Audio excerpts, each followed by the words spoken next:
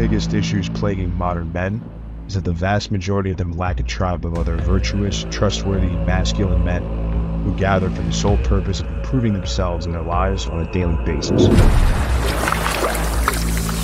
Most men simply float through space, working a dead-end job, only to go home to a nagging wife or girlfriend that doesn't respect them. Their friend circles are nothing but fat, low testosterone losers who are more concerned with what sports teams are playing this weekend and what bar they're going to watch the game at. If these men are lucky enough to unplug from the comforting lies that modern society sells them and decide they want more out of life, they look around and realize they need to get into a better room. That's where a private community of men chasing excellence comes in. Men in our community have all committed to being the best versions of themselves that they can possibly be. They willingly run toward challenges, knowing that pushing themselves out of their comfort zones is the key to unlocking their true potential as men. If you're ready to take control of your life back and curate a network of successful and knowledgeable men, now is the time to seize the opportunity.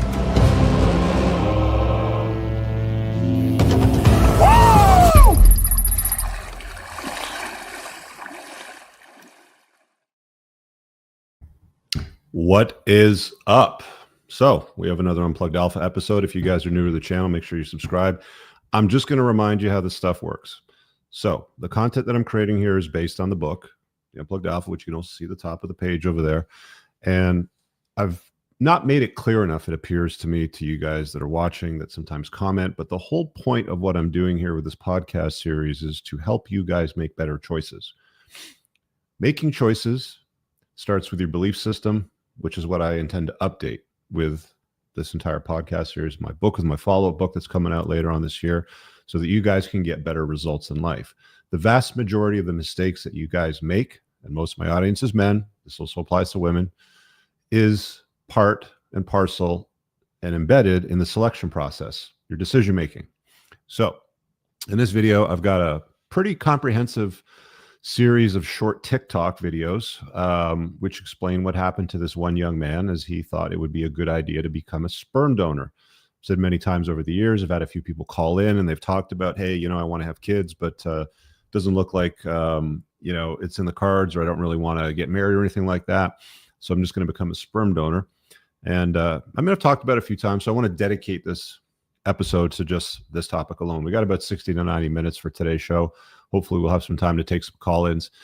And by the end of the show, I hope you guys understand the risk that you're taking. I'm going to show you where you're going to be planting your seed, where you're going to be letting it grow. I'll give you some examples so that you have some better ideas of what you're getting into. And of course, you're going to hear about some of the legal consequences of thinking that it's a good idea to be a sperm donor. So should we get into it? Let's do it. Let me share on screen the reel that I basically downloaded. It looks like I think it's a 5 or 6 part series. They're about a minute and change each. I think 1 or 2 of them are a little bit longer, but I'm going to play these for you and add some context by the end of each one so that you have some frame, some understanding about what's going on, where the bad decisions were made, and how to sort of handle this better so you can avoid making a train wreck out of your life as this gentleman did. So let's get right into this. If you guys can't hear it, let me know if there's any issues with the audio, but you shouldn't have a problem. I'm just going to play these and let's go. I'm probably going to jail for this. I don't care. I've stayed quiet long enough. A few years ago, I agreed to be a sperm donor. She said she just wanted the baby and not a relationship. I was young and naive, and I trusted someone that I shouldn't have. When she told me she was pregnant, I congratulated her and moved to California. I thought that was the end of it. But then she started messaging my mom. She said she had no one, and she pressured us all to be at the birth. So we did. We were all at the birth. I signed the birth certificate, and I decided to be in the baby's life as a dad. I let her and the baby live in my Airbnb for free. I had to pay child support, and she took over $52,000 from me. I thought I was doing the right thing. I thought I was being a dad. She started asking me to be a family, and when I refused, she called me a deadbeat online, and I stayed silent throughout it all. 2.5 years later, I decided to take 2 DNA tests. Both of them said the same thing. I was not the father. When I shared the results, she said that I was lying and that we tampered with the test. Before you all start believing his shit, some company with her DNA, that could have been anyone's DNA. She filed a restraining order. A judge silenced me and made me remove all my posts based on Maria's claim that I was actually the father. Here is the court order DNA test that I had to request, and it confirmed again I am not the father. And while I was silent, she kept going. She was changing dates on photos, spinning stories, manipulating people online. Some people believed her. But while she was doing that, I was uncovering the truth. Connections, manipulations, lies, and the truth about who the real father is. This is just the beginning of Maria's web of lies. All right. So version or step one, I guess we can say, shocking. She lied. She was deceptive. And then at the same token, guys, don't feel too bad for this guy, because he thought it was a good idea to basically have a one-night stand with this girl who was going to give him sexual access, thinking that he was also going to be a father, thinking that probably he could walk away from it scot-free. I've said this many times to you guys, and human beings are masters of one thing. We're very, very good at complicating our lives and justifying why we do it. And this stream of events that happened after this guy made this decision to go and spend a night with this nut bar and not guard his seed correctly, because he thought it would be a wise way to scatter seed and let somebody else take care of it. And I'll get more into that and later on, throughout the podcast, as we sort of dive down this rabbit hole. This is where he is now. All right, so let's go to part 2 and see what happened next in the second part in the series. Here we go. And this is part 2. Just going to play it at 1.25 speed to sort of get through it a little bit faster. And volume up, and boom. Here's part 2 of my side. Apparently, I've been in a full-blown relationship I wasn't even aware of. Maria and I had a one-night stand on December 12th, 2020. She was in her 30s and I had just turned 24. And let me say this slowly for the people in the back. We were never in a relationship. She wanted more and I didn't. So instead of taking the L, she turned it into a full-blown homie hopper, like back to back. Wasn't even discreet about it. She just went down the roster like it was her job. I guess the logic was, if I won't date her, maybe I'll change my mind after I watch her hook up with all my friends. Bold strategy. It didn't work. And in case you think I'm still lying, her own cousin confirmed that we were never together. I'm sorry, Hadley. I know you hate this picture, but this is the time that Maria asked me to be a sperm donor. So she doesn't want to do IVF, and I'm convenient because we've already slept together once. She says she wants nothing from me, and instead of doing the smart thing and walking away, I said yes, because I was 24 and apparently thought the best use of my time was becoming a discount sperm donor for someone that I wasn't even texting back. I was thinking with the wrong head, obviously. She said, no strings, no drama. I just want a baby. I was like, sounds easy enough. I can do that. I really thought I could just sleep with her and help her get pregnant, then go back to business as usual. Like, thanks for stopping by. Good luck with the whole parenting thing. Top tier, dumbass behavior. I own that. I know it. But I genuinely believed her when she said it would be simple. No drama and no strings attached. That's not what happened. All right. So at least he's owning his bad decision here. Before I go to the next one, I was just thinking as I was listening to him explain part 2, share a little personal story time. I think you guys know, if you followed me for a while, in my 20s, I worked in the credit collection industry. We dealt with a lot of different credit facilities for government, student loans, workplace safety, that sort of stuff. And there was this gal that was working in my department that we would kind of hang out with a few people, and slowly 1 or 2 of them sort of like disappeared. They quit, they moved on. And, one day she goes, hey, let's grab some lunch. We hadn't hung out in a while. So I'm like, fine, whatever, we go out to lunch, head over to the mall, and, we grab her food and we sit down, and she proceeds to tell me that she has a plan to have a baby. I think she was 30 at the time, if I'm not mistaken. Surprise, surprise. But by the time women hit 30, they hear the biological clock ticking. They start to worry about, missing the opportunity to become a mom. And I guess they get a little bit desperate, if we're being honest. But we can talk in another show about dumb choices that women make that lead them to a position where they're 30 and they start getting desperate. But we'll handle that some other time. So we're sitting there, and, she makes this announcement, I think I'm going to have a kid. And I was like, oh, well, good for you. I didn't know that you were pregnant. I didn't know you had a boyfriend or anything like that. And she said, I'm not. I said, oh, so what's the plan? And I'm not even kidding. With a straight face, she stared me right in my eyes and she goes, I'm looking at it. And I'm like, oh shit. So she wanted me to knock her up and thought that it would be that I would buy into her plan to donate and, let her fulfill that fantasy. And I was like, I had this look of confusion and almost disgust on my face probably. And she continued to try to sell it. She's like, oh, well, why not? We're good friends. You're tall, you're good looking, the baby would be beautiful, blah, blah, blah. completely like, and I'm just sitting there like my jaw's like, are you kidding me? First of all, the whole idea was crazy. Second of all, I'm not into redheads at all. Like, just completely unattracted to massive freckles redhead. Just not my style. Not for me, right? Some people like that. But that was a big aha red pilling moment. Like, I didn't think for a second that at that time, I must have been 28 or 29, I think. Something around that. She was a little bit older, like a year or two older. And I didn't think for a moment that that was a strategy for women to have kids. I just thought at the time, you know, you go get married, you have kids, and that's what you're going to do. But that's where you're at as a plugged in man at that point. So I don't completely fault this guy at 24 for falling for it. I didn't, you know, at the time, but he did, and at least he owned his stuff. But we'll go over to part number 3, and we'll get into the next one. So we'll see how this unfolds and develops for this young man with this sperm donor idea. Playback speed 1.25, and here we go. So this woman told me I got her pregnant the same day she got her period, and then accidentally exposed herself on TikTok 3 years later. May 7th, 2021, Maria gets her birth control arm implant out. She's from my hometown, and she was living in New Orleans at the time, so she could only be here on the weekends. So she came in town the next 2 weekends, May 14th and May 21st. We partied with my friends. She stayed over. She had someone take these pictures, and then later tried to use them to prove we were in a relationship. We weren't. What was I supposed to say? Don't take a picture with me? And then I went to California. While I'm there, I posted with another girl, Whitney. She's only a friend, but Maria didn't know that. Maybe she got jealous. I don't know. But what she did next will never cease to amaze me. On June 6, 2021, Maria gets her period. She knows I didn't get her pregnant, and she also knows I'm about to move across the country. So she invites me to brunch, and she tells me she's pregnant, fully knowing that she's not. Then she starts drinking, like a lot. We then leave and go to another restaurant and meet up with my friend Dylan, and she also tells him that she's pregnant. Dylan and I think it's weird that she's drinking, but she insists it's okay. Here's the proof that this video is on June 6th. Fuck this place, move to California. Like, hey, you didn't get a lemon in here. Oh, fuck, wrong way. This video is dumb, but it shows 2 things. Maria was drinking, and I made it very clear that I was leaving. And that's important because that brunch, that's the last time I ever saw her until the week before the baby was born. Here's how we found out that she was on her period when she told me she was pregnant. Here's a photo she posted to TikTok to try to prove we were in a relationship. She changed the dates on the photos, but we'll get into that later. And then she posted this one.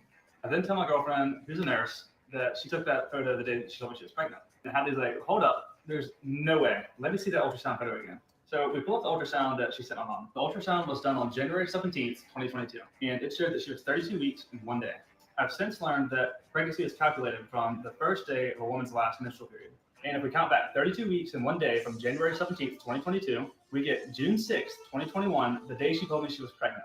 And we didn't sleep together that day either. Since she never saw me after that, that means that she knew from the beginning that I was never the father. Furthermore, here's proof that I'm in California the only weekend that she could have gotten pregnant. She trapped me before there was even a baby. And the crazy part, we probably would have never found out if she wouldn't have posted the photos. She exposed her own lie, and it only gets crazier from here. All right, so we're getting through the story, eh? So we've got this Maria gal who's sounds like a pathological liar, and it only develops from there. I notice when I'm sort of looking at the backgrounds here of this guy's life.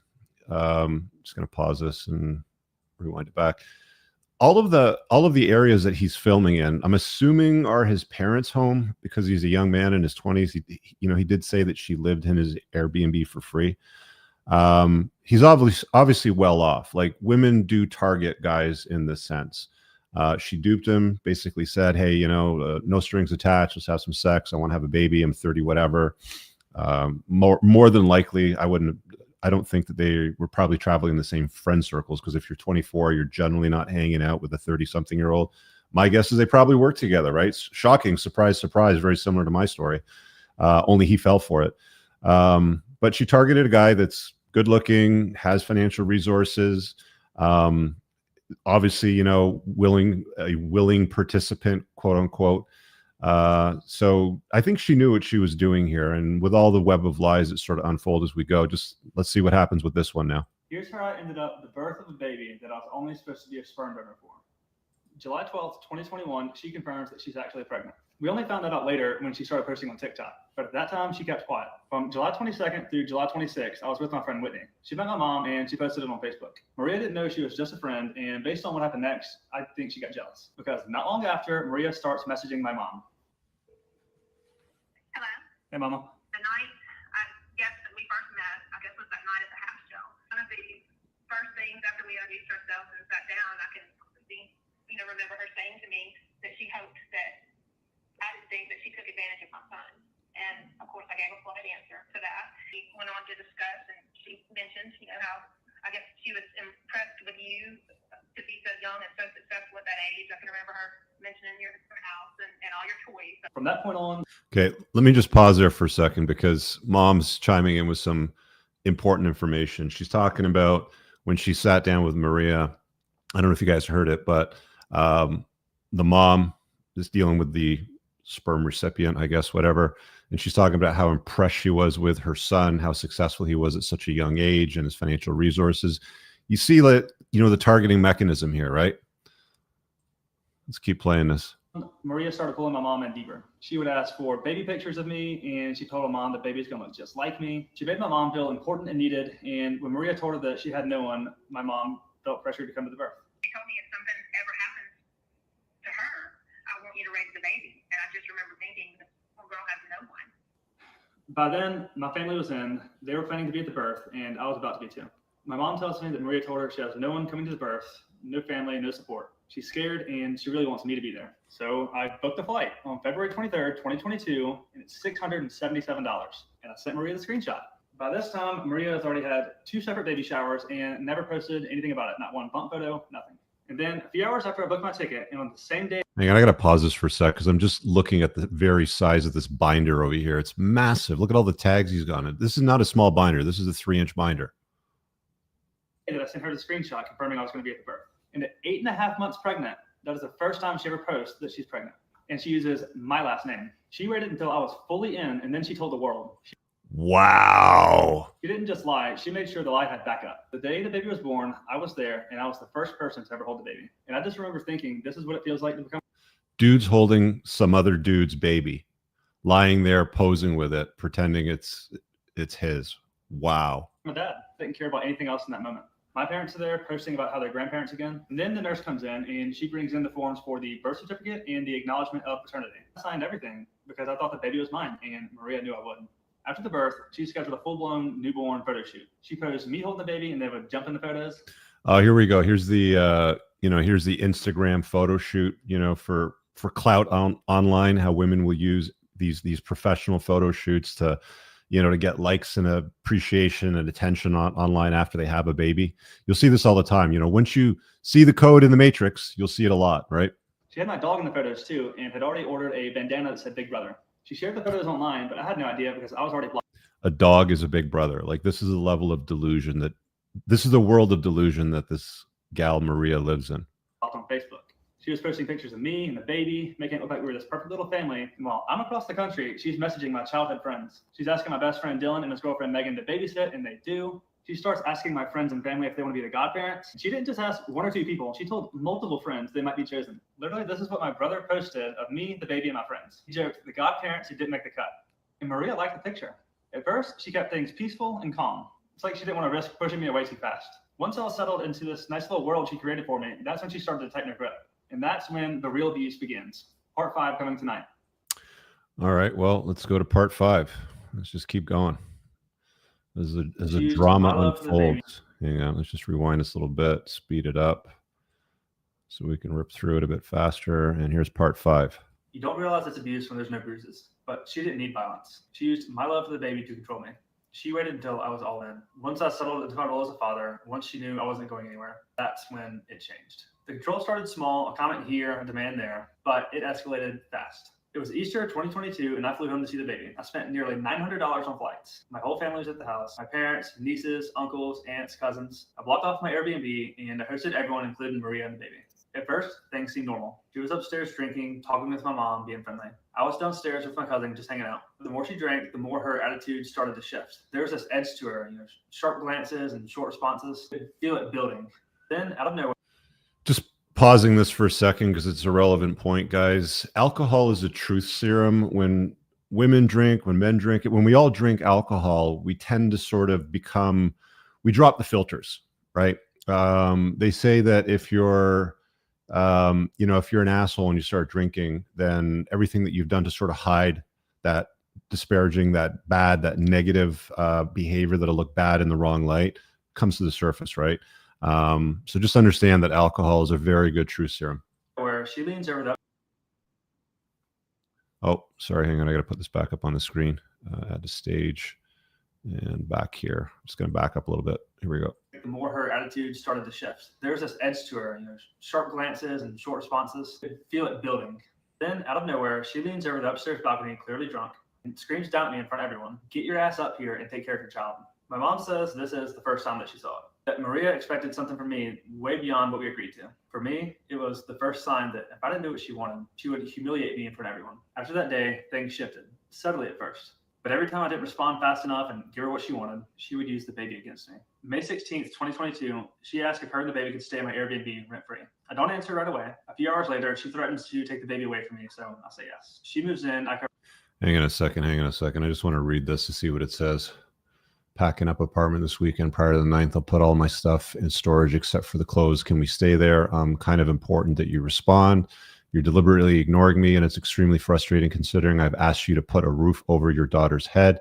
If you don't want to help us, then let's see a lawyer or sign your rights over and let me legally remove you from her life. Otherwise, I can make you pay child support, whatever you want to do, Brett. But when I'm asking you something that concerns your daughter, I'd appreciate a response. Also, I don't ask you for money ever.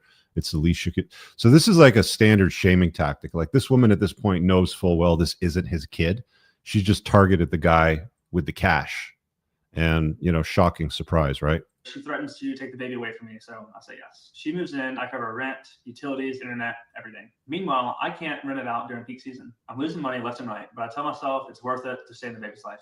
August 2022, I come back again, so I have to drive an hour each day just to see the baby, and then an hour back just to sleep with my parents. I keep showing up, I keep complying, because by now, it's clear. I push back, I lose access. After she moved out of the Airbnb, the control didn't stop. She texted me, "This is what I want from you." She wanted me to start paying the full daycare amount, even though there was no court order in place. And in exchange, she said that I could have the baby every other weekend if I stay at my parents' house. I've never been arrested, I didn't use drugs, I've never been violent, abusive, or even raised my voice around her. There was no court ruling, no concern from a judge, nothing.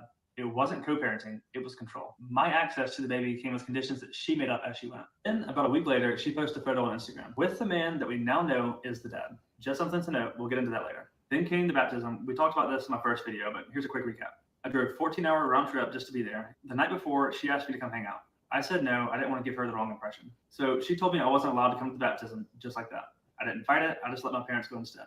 I was just trying to keep the peace. By summer of 2023, things took another turn. Now it wasn't just emotional pressure, it was legal. I was overwhelmed and hiring an attorney felt too expensive. Plus, I had no reason to question paternity. Maria told me if I didn't just sign what her lawyer sent, she would take me to court and get $1,400 a month in child support and $16,000 in back pay. I felt trapped. In those same messages, she said that she didn't want to go in front of a judge. Looking back now, that feels important. Hang on, this might be important. Let me just back it up here and read this one here. I've decided to take you to court for child support, and my lawyer will reach out to you. I didn't want this to blindside you. I would like to do this without going to court, and we can agree on a number. Of course, because she knows the kid's not his, and she knows that a paternity test will be ordered. Health insurance, life insurance, extracurricular activities, college, etc. Whoa, she's trying to milk this guy for everything. For whatever the kid's name is. You don't have to get a lawyer. We can just go through mine, and we can agree on terms. Oh, isn't that simple and convenient there, Maria? Would you be interested in having a conversation with me about this, or do you want to speak with my lawyer instead? Some attachments. This is uncontested where we don't have to go before a judge. If we can agree, please let me know what you want to do. Looking back now, that feels important. I agreed to pay $750 a month. Now's not a good time. Can we talk next week? Sure. Just give me an ad. I'm not trying to get you for back child support for the past year. And I actually took this to court. Yeah, she's really fleecing this guy. $10,000 in back child support just to avoid a legal battle. I didn't think I could win, so on August 21st, I wired her $10,000. You think that once the court order was in place, things would settle down, but they didn't. If anything, the control got worse. I made my first court-ordered child support payment on November 1st. Less than 2 weeks later, she's calling me names, refusing to let me keep the baby overnight, and demanding more money again. Even simple visits came with strict conditions. When I tried to coordinate a time to see the baby, she laid out impossible. You're an effing D, Brett. Won't reach out again. Just make sure you're paying me on the 1st. Have a good one. Don't pick her up until 2 after her nap. Have her home to me when I get out of practice tonight at 8:45. I'll drop her. There's some serious demands this chick's making for a dude that's not even a father. Rules for pick up and drop off. She told me exactly when, where, and how, and still refused overnight visits. She insulted me in one breath and demanded child support in the next. I gave her extra money, $30 here, $250 there, all outside the court order. I was trying to avoid conflict and trying to stand the baby's life. Then out of nowhere, she texted me that she wants to be with me. I told her gently, again, that's not what I want. Days later, she posted photos of me and the baby at her house on Christmas morning, like we're a happy little family. By early 2024, it felt like there was no line that she wouldn't cross. February 1st, I make the court-ordered child support payment on time. On Valentine's Day, I posted this photo while I was at the dinner. I wasn't even in town, wasn't my girlfriend, just a night out. Maria saw it and immediately started freaking out, texting that I should have taken the baby to dinner instead. Then she said, keep this up and I won't let you see her anymore. I sent her $100 for a Valentine's dinner for her and the baby, just trying to avoid another explosion. March 1st, I pay again, $750 in support, plus $31 extra for dance class. Again, not court ordered, just trying to keep the peace. Then she posts birthday photos, thanking our family and best friends for coming to celebrate. We don't share family or best friends. She just went out of her way to find my family and friends, message them, and inserted herself into every part of my life.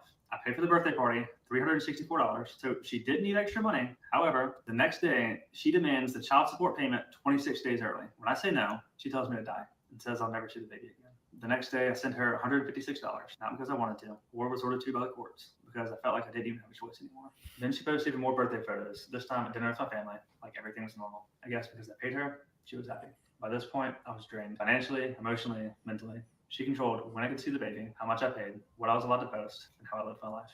And every time I pushed back, she would punish me for it. It didn't matter how much I gave, she always wanted more. And I didn't think it could get worse. But then I met Hadley. And for the first time since meeting Maria, I was in a real relationship. An actual one, and it was serious. Part 6 of Maria's Web of Lies will be up tomorrow. All right, so that's the second last one, guys. Let's see how much worse it gets for this dude, because he's had his life completely changed around. He's had money extorted from him. He's had his ability to maneuver and make decisions. He's had to travel from California back to wherever he's from. I didn't catch what state he's in, but he's talking about several flights.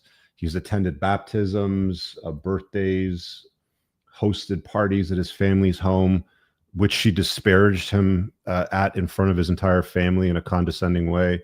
You can go right down the list. It's just an absolute train wreck. And again, all of this started with, oh, it'll be a good idea to be a sperm donor for this old girl that wants to have a child. I get my rocks off that night for fun and for free with no strings attached. And look where the guy ended up. And this is just a story of many. We're going to talk about a few others in a little bit, but let's get to the final part and see how this concludes. Hang on.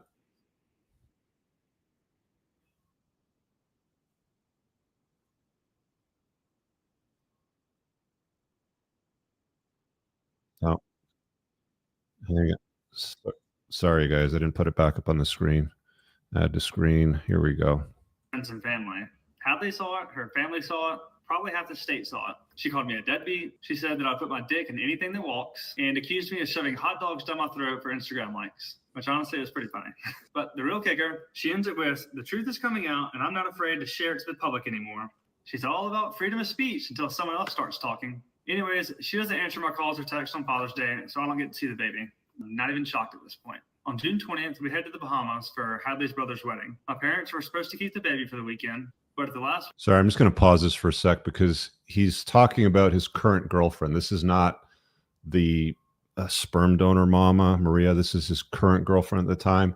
Now, can you imagine as a guy trying to have a relationship with a gal when you've got this psychopath extorting financial resources from you and trying to limit your ability to maneuver, make choices, and do things in your life? That's going to be taxing on the relationship. So let's see what happens from here. Hadley's brother's wedding. My parents were supposed to keep the baby for the weekend, But at the last moment, Maria asked if she could keep the baby instead. I say, sure, trying to keep the peace. Naturally, 2 seconds later, she's texting my mom. She's saying that I chose my girlfriend over my daughter, and now she's going back to court for full custody. My mom calls her out and says exactly what everybody else is thinking. You've micromanaged his every move, he's never bashed you publicly, and you've wished him dead more than once. And she was right. So it's June, and according to the court order, I'm supposed to have the baby for the whole month. But as usual, Maria was picking and choosing what rules apply. June 25th, this is what her family loves to twist. The infamous Lowe's incident. Here's what actually happened. The night before, on the phone, Maria told me that I could pick the baby up from school in the morning. So I did. We ran some errands, grabbed lunch, and then we went to Lowe's. While I'm there, I text her and ask if I can keep the baby overnight. She calls me immediately. Her response, not thanks, not sure. Is Hadley with you? I said yes, and instantly she flips. She says that she's coming to Lowe's right now. I was like, no, you're not going to make a scene in Lowe's. I'll just drop Hadley off, and then I'll bring her back to your house like we planned.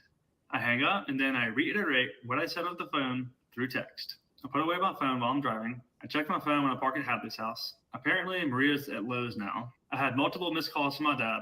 I call him back, and he tells me that Maria has called him. And apparently, she was running up and down the aisles at Lowe's, screaming that her daughter had been kidnapped. Oddly enough, her family doesn't deny this part. They just said that I didn't answer the phone for hours. The drive from Lowe's to Hadley's house is 17 minutes. I called Maria back, and she starts making threats. Hadley tells me to hang up and text her because I need this in writing. That enrages Maria, but we'll get back to that soon. Regardless, I brought her back with no issue. On August 5th, Maria lets me see the baby again. A few days later, she comes inside Hadley's house. She meets Hadley's kids. She goes into their bedroom. She even played dolls with one of her daughters for a minute. Then when she comes back to pick the baby up, all 3 of Hadley's kids are there, standing at the door, waving by. And this is the same woman that went online and told people that Hadley lost custody. Hang on a second. This guy is Captain Make Bad Choices, isn't he? I'm going to put it back on the screen, but did you hear what he just said? Hadley, the new girlfriend, is a single mom of 3 kids. 3 kids. This guy is Captain Bad Choices. He needs some guidance, man. He needs some serious guidance. This dude is like, he's in trouble. She of all of her kids. She knew that was a lie. She met the kids and stood in their home. That wasn't confusion. That was strategy. Maria knew that if she could convince people that Hadley was a terrible person, the attention would shift off of her and the truth wouldn't matter anymore. She wasn't trying to defend herself. She was just trying to take Hadley down because she was helping me. And they hated her for it. They knew she had a platform. They knew that people online loved to cancel large creators. So they made her the target because that was easier than answering for what they had done. On August 10th, I did the first DNA test. That video and the follow-up after will be next. But for now, people have said that Maria only shared stuff privately on her Facebook to family and friends. That's just not true. But even if those posts were private, they weren't. Explain this. Maria and her friends were in Hadley's comment section months before I made a video. They were harassing her and spreading lies, trying to bait her into saying something back. Hadley didn't respond. She just deleted it and moved on. Meanwhile, they're in her comments saying that I was behind on child support and that she moved me into her house after only knowing me for 3 months. For the record, none of that is true. But they weren't interested in the facts. They were interested in turning the internet against her before I ever said one word. And I sat there with DNA results in my hand, knowing everything they were saying was a lie. And that's when it really hit me. This wasn't just about controlling me anymore. This was about making sure no one ever believed me. And if they had to ruin Hadley to do that, they didn't care. On October 8th, I finally posted the truth. I shared the DNA results, I told my story, and I kept it factual. And immediately, Maria's cousin Michelle jumped into Hadley's DMs. She said, "You're the problem. Brett was never this confident until you were in his ear. He never questioned anything before you." And there it was. It was never about the DNA test. It was never about co-parenting. They were just angry because I was not easy to control anymore. And Hadley? He was never the villain. They just hated that someone finally gave me the strength to stand up for myself. And what really blows my mind is how many creators took their side. Even after Michelle publicly posted that she ever saw Hadley, it was on site. She wasn't even hiding it. She was threatening violence, admitting to lying, and openly trying to destroy her. And instead of calling that out, these creators amplified it. They didn't ask any questions. They didn't look at any of the facts. They just picked up the pitchfork and joined in. So if you're one of those people who helped them do it, you didn't just get it wrong. You helped abusers keep their power. I'll be waiting for an apology. Well, I don't think this guy's ever going to see an apology or justice, if we're being honest. This is I mean, courts have ordered him to pay child support, pay for extracurriculars, for daycare. There was even a court-ordered DNA test, and apparently after that, if I'm reading the timeline right, he's still stuck in this loop of nonsense for a kid that isn't even his. I don't know what to say, guys. I don't know what to say. Like, this is, this is the court of public opinion. That's right, Red Zone. Yeah, this is like, this is what happens in scenarios like that. It's always believe all women. You're basically at a loss at every instance. I've shared the story before. I think I mentioned it in the opening of my book. A call I had with my family lawyer, going through my own untying of the knot in, my divorce. He said something along the lines of, if you have the penis, you're going to lose in family court. And that's proven time and time and time and time again. It's an unfortunate environment that you live in today as a guy, but the truth doesn't matter. Clearly, the truth doesn't matter to family court. It doesn't matter to the women that are leveraging laws to extort and extract money from. He's not a smart man, but he seems like a nice guy. Like, I feel bad for him from that perspective. But this guy is just back-to-back bad choices. It's like, let's be a sperm donor to a psychopath Vietnamese girl. Let's get involved with a single mom with 3 kids. It's just bad story after bad story, and it doesn't get any better. I'm going to take a break for a minute and maybe take some call-ins from you guys before I start talking about sort of like the wrap-up and where things and what things look like and where you typically end up planting your seed when you think it's a good idea to become a sperm donor. I'll share some data on that because I got some screenshots there. Here's a StreamYard link. I'm just going to drop it in YouTube, pin it to the top of the message, and I'll put it in all chat. Call in and ask a question. And we'll put this over here. And I think I saw, before I run the mid-roll ad, I saw some dummy in the comments over here. Where was it? Oh, here we go, on the X platform. So I've said this so many times on my live streams, guys. If there's something that I've dealt with that you disagree with, a remedy to a problem that we face in the world today, there's always an open invite to call in and have a discussion about it. I like having discussions about that sort of thing. I think they become interesting conversations. So if you have a grievance with something that I've talked about, then I would invite you to come on when I'm live and tell me what your better solution is. But I'm going to put this nerd on the spot over here, POUM, whoever you are, in my chat over here. Here we go. Your typical, loser that disagrees with something that just throws ad hom attacks. So Poem, or whatever your name is, coward. I dropped the call-in link live in the chat. So don't be a wimp. Call in and let's have a conversation. If you think there's something that I've said or done that you disagree with, that you have a better solution to. Okay. I'm going to run an ad. I'll be right back in like a minute and change. If you're someone who's gotten value out of the Unplugged Alpha channel and its accompanying best-selling book, then consider taking the next step in your unplugging journey and joining our exclusive community for unplugged men. Our community is made up of 4 distinct tiers. The School of Unplugging is where you'll find over 45 hours of content around dating, fitness, making money, increasing your testosterone, and more, along with weekly Zoom calls with Rich, Moth, and their hand-selected team of experts. If you're just starting out on your journey or you need a refresher of the basics, this is where to begin. The School of Entrepreneurship contains all of the content and Zoom calls from the School of Unplugging, plus Rich's flagship course on entrepreneurship, and an additional monthly call where Rich will personally evaluate your current business or prospective business ideas. Whether you're a current entrepreneur looking to take your business to the next level, or a hopeful entrepreneur looking to build your network and get specific and targeted coaching around your business ideas, the School of Entrepreneurship is for you. The Unplugged Brotherhood. Formerly known as the 10%, if you are looking to be part of a brotherhood of men who believe that putting themselves through physically and mentally demanding events in order to grow, then look no further. This tier is where you'll find in-person meetups that will test you and force you to grow alongside other members to create bonds that will last a lifetime. Finally, the 1%. The most exclusive tier of our community is where you'll find the top shelf men who have maxed out the 7 spokes of looks, money, status, captivation, frame, unplugging, and game. This is where you'll find exclusive high-level networking events, masterminds, and access to the best of the best. And last but not least, we're a global community with members in nearly 30 different countries across 5 continents, and we're growing every day. Go to entrepreneursandcars.com/community for more information, fill out an application form to which tier interests you the most, and book a call to see if it's a mutual fit. We'll see you on the inside.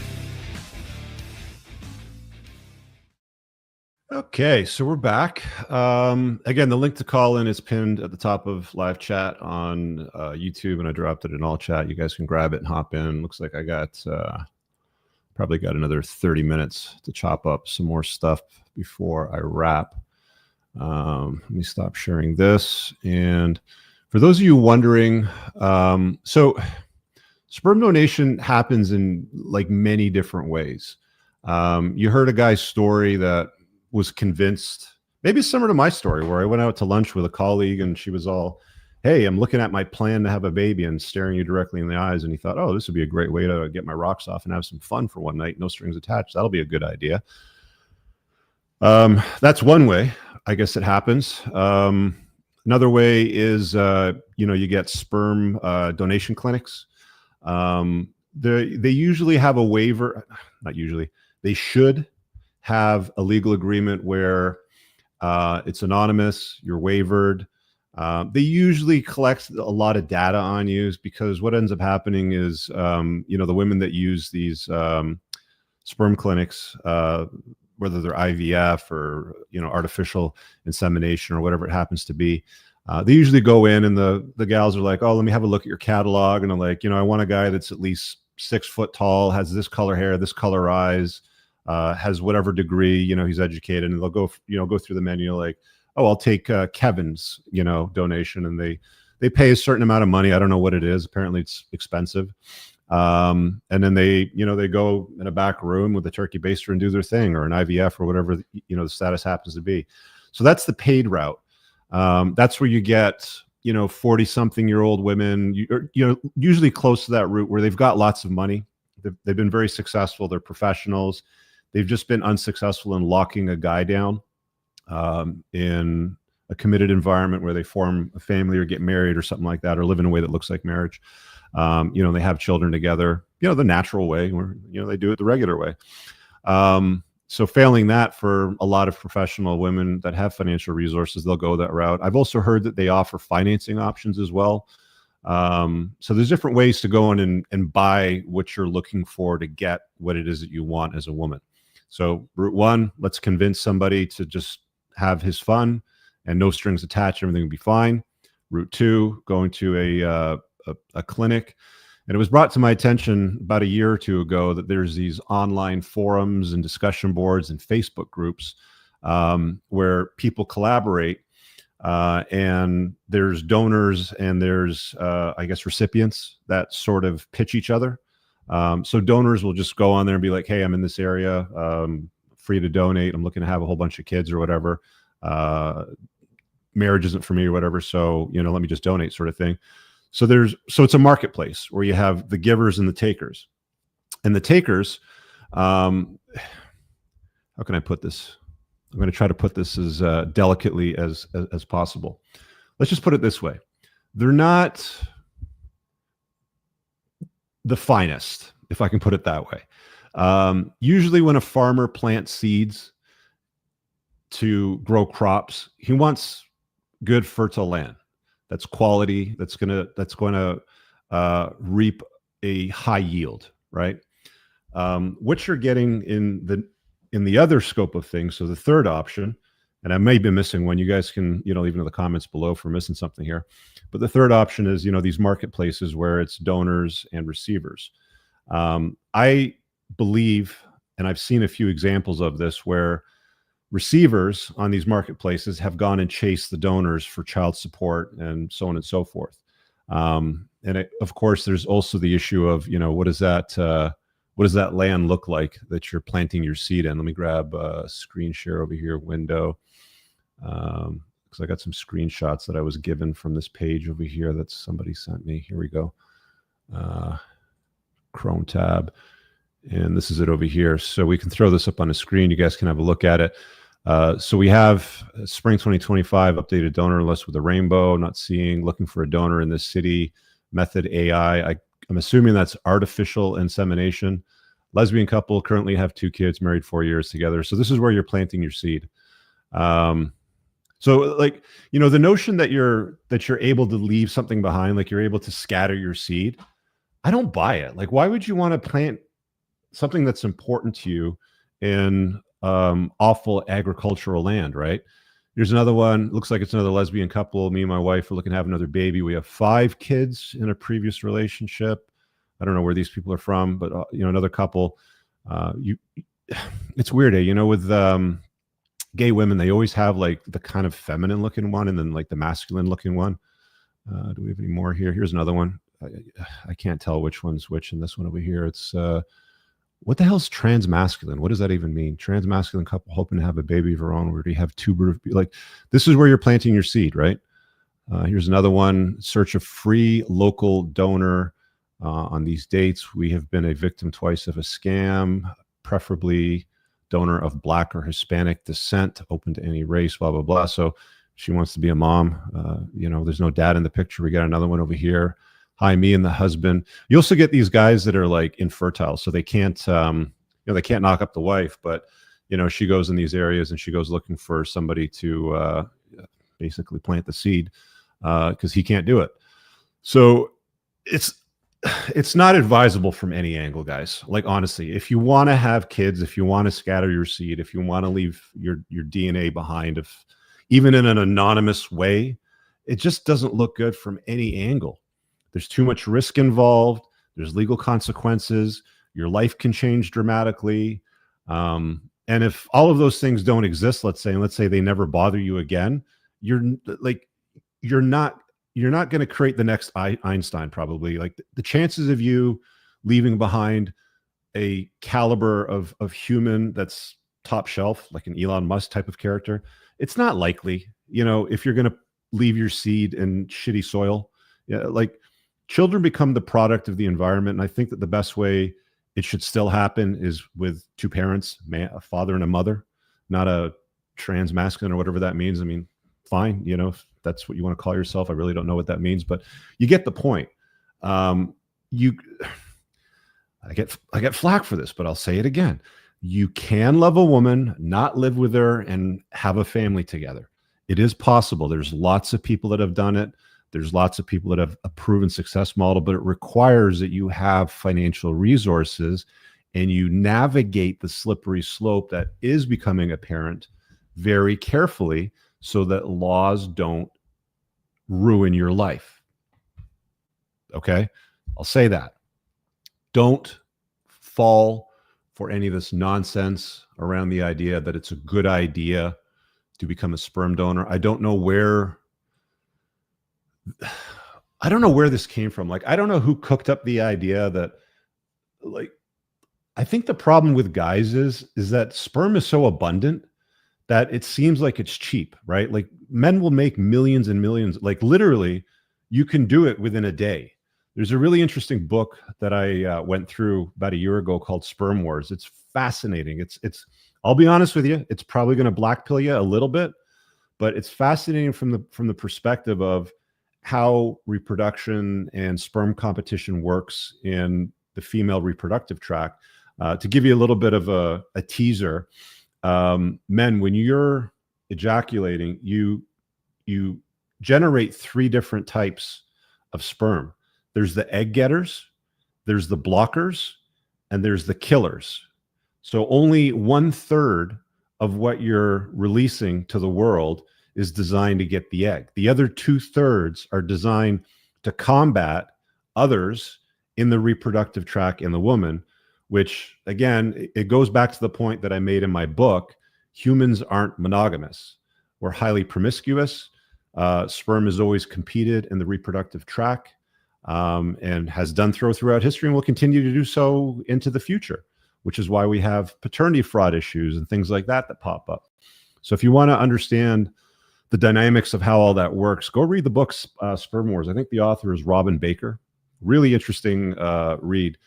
There's some fascinating data in there that I mean, you'll get it when you get it, but you see what I'm saying? Just be very, very careful, guys, with stuff like this. Don't go and, spend a few minutes exciting yourself, getting your rocks off because you think it's a free, no strings attached obligation that's going to leave something behind to let you become a father. You pass on your DNA and you think everything's going to be tickety boo.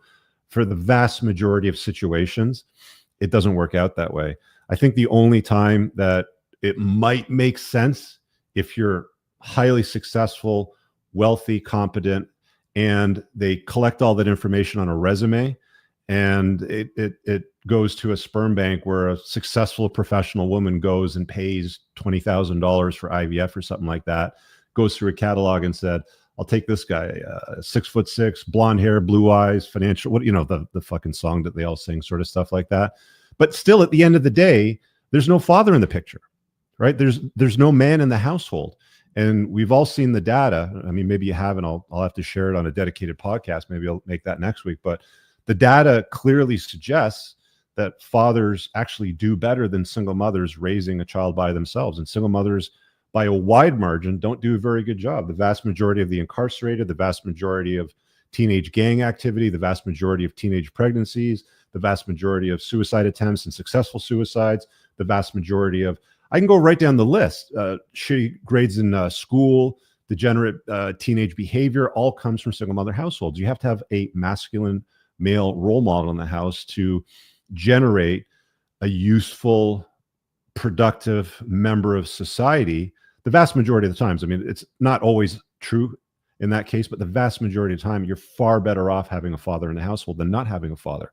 So even from the perspective where they pay you some money for your top shelf seed and they sell it to a professional judge or something like that, that's 40, that missed the boat on having a kids, but still has a small fertility window and can get IVF and pay for a nanny to raise the kid while she goes off in the courts and smashes a hammer all day long, sort of like that, thinking that, it's a good strategy.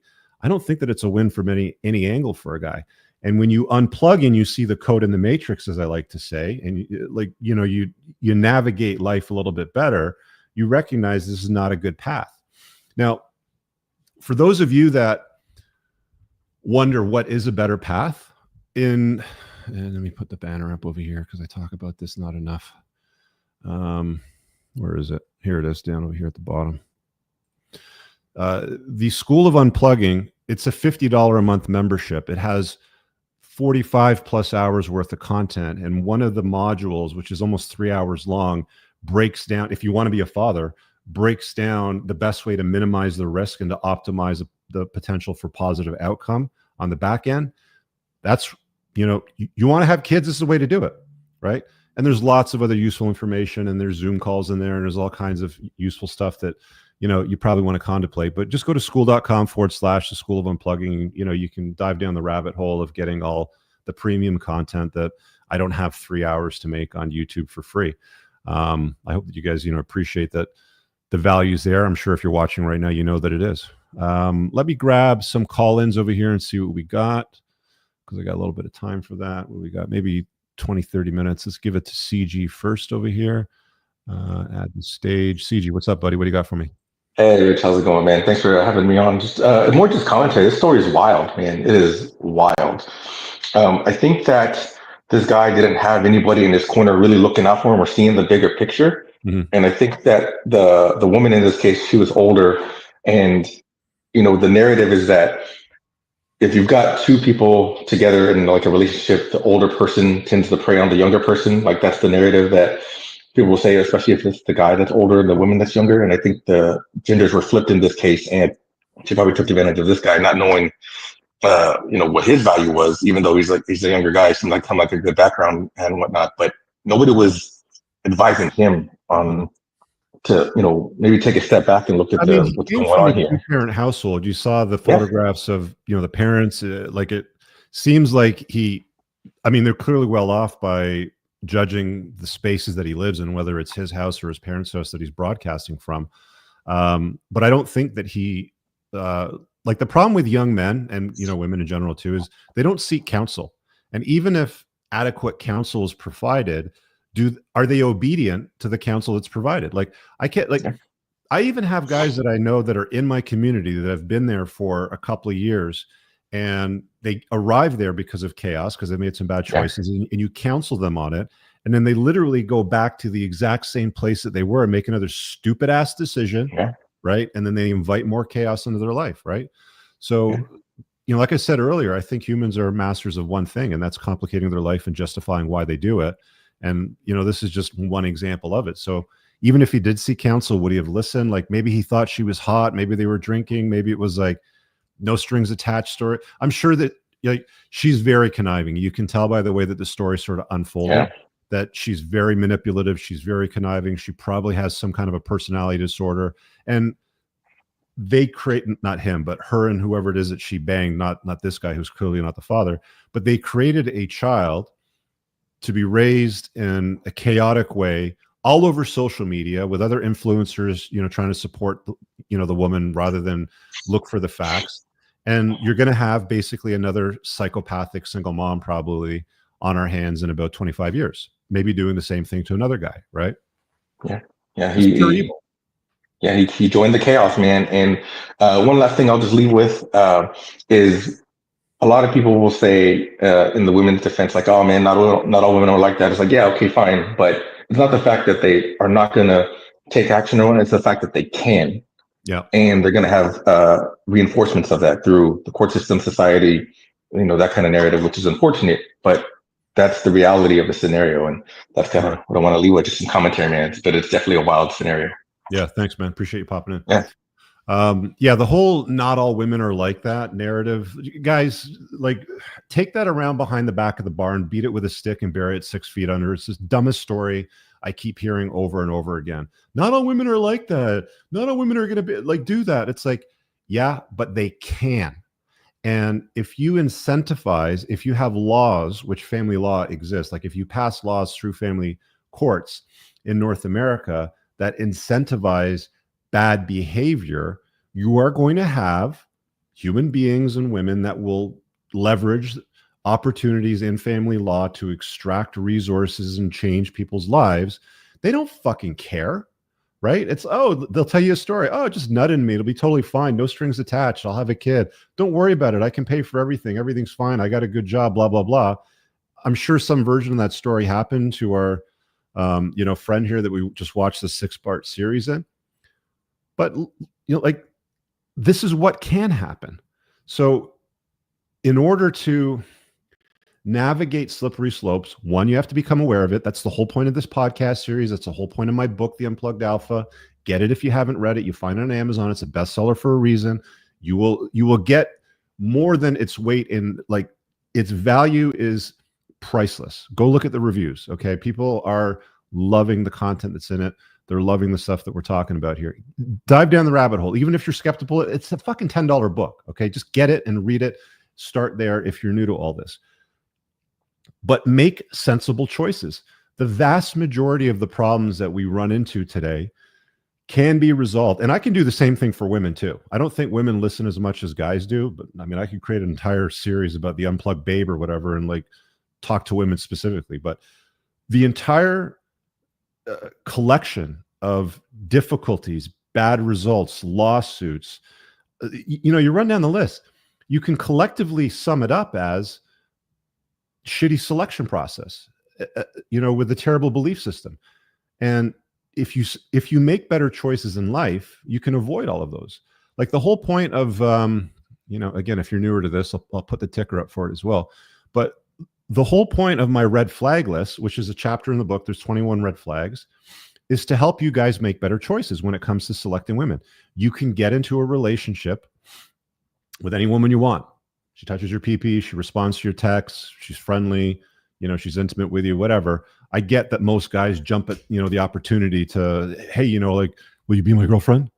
I get it. But the vast majority of the difficulties that you're going to get downstream in life, and I know this because I've talked to thousands of fucking men over the years. They call in my podcast.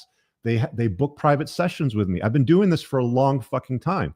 The whole reason why this 21 red flag list exists, which is free, you don't even have to pay for it. Just opt in my email list and download it. It exists for a reason to help you guys make better choices, right? It's it's a simple read. It's not very long. Start there. If you're new to it, whatever. Matthias, I don't know if I'm pronouncing that right, but I'll pull you in, see what you got for me here. Matthias, what do you got for me? You're muted right now. You're going to have to unmute yourself, bud. Nope. Going one, going twice, going 3 times. So the bottom of the screen. There you go.